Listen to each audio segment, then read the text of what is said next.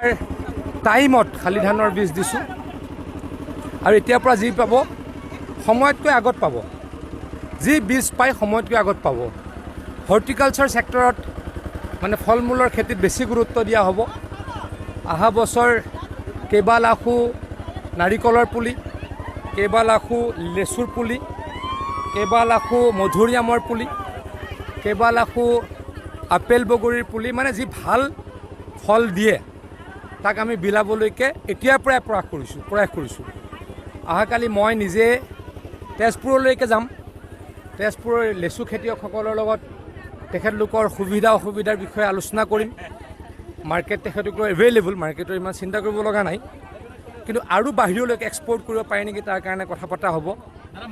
আৰু অলপ যদি তাৰ পৰা লেচু পুলি পাওঁ, কালি তাৰ কাৰণেই তেজপুৰলৈ যাম। মাকৈ খেতি কৰিব লাগে মানুহে, কাৰণ মোৰ সমষ্টিত আগতে বানপানী হৈছিলে, মাকৈ নকৰিছিলে, তেতিয়া বড়ো ধান কৰে।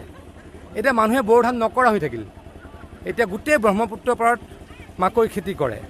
ধানত যদি 10,000 পৰা 12,000 টকা পাৰ বিঘাত লাভ হয়, নেট প্ৰফিট হয়, একেখিনি মাটিত মাকৈ কৰিলে 35,000 পৰা 40,000 টকা হয়, 3 গুণ লাভ হয়।